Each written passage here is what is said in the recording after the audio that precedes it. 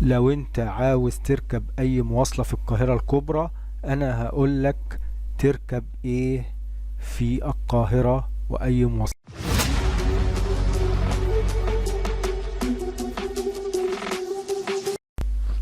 لو انت عاوز تروح الحي العاشر وشارع الميثاق ومحطة العيادة وزهراء مدينة نصر والدائري والتجمع الامني اللي عند كوبري فطيم ماجد عبد الفطيم، من امام مسجد الفتح في رمسيس، انا هقول لك تركب ايه.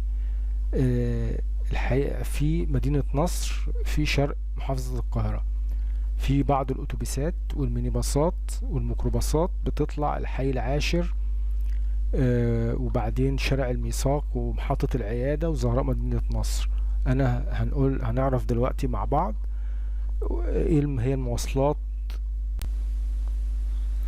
لو انت عاوز تركب مينيباص رقم 101 220 125 302 120، دول بيطلعوا من امام مسجد الفتح، بيروحوا الحي العاشر، شارع ميثاق، محطة العيادة، المجمع الامني، كوبري ماجد عبد الفطيم، الدائري. كل دول مينيباصات بيروحوا من امام مسجد الفتح في الحي العاشر ومدينة نصر عند اللي قلناه. وفي برضو اتوبيسات برضو بتروح نفس الحتة، بس ده ميني باص صغير وده اتوبيس كبير. اتوبيس رقم 1001 بيجي منه عادة وبيجي منه مكيف، 69 1064 30 132، دول اتوبيسات كبيرة. هيئة النقل العام بيروحوا برضو الحي العاشر، شارع الميثاق، محطة العيادة، التجمع الأمني، بيروحوا كوبري ماجد عبد الفطيم، وبيروحوا الدائري. دول الأتوبيسات والكبيرة، واللي قلناهم اللي من شوية المينيباصات الصغيرة.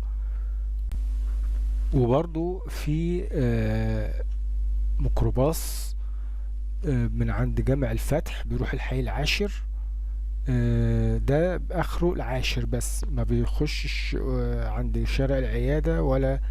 فاللي عاوز يركب ميكروباص يركب ميكروباص لغاية الحي العاشر بس. اما اللي عاوز يعدي التجمع الامني وشارع المساق وشارع العيادة بيركب الاربع الاتوبيسات اللي قلنا عليها، اللي هو بتاع التجمع الاول بيعدوا. وفي برضو المينيباص برضو بيعدي، لكن الميكروباص اخره العاشر. فمش اللي عاوز يكمل بعد العاشر يركب الاتوبيسات دي والمينيباصات دي، اللي هو قبل العاشر يركب لغاية العاشر. دول كلهم من قدام مسجد الفتح. متشكرين على حسن استماعكم، وما تنسناش تدعمونا باللايك والشير وتفعلوا الجرس. وانا اي حد عاوز مواصلة هرد عليكم في التعليقات. شكرا والى اللقاء.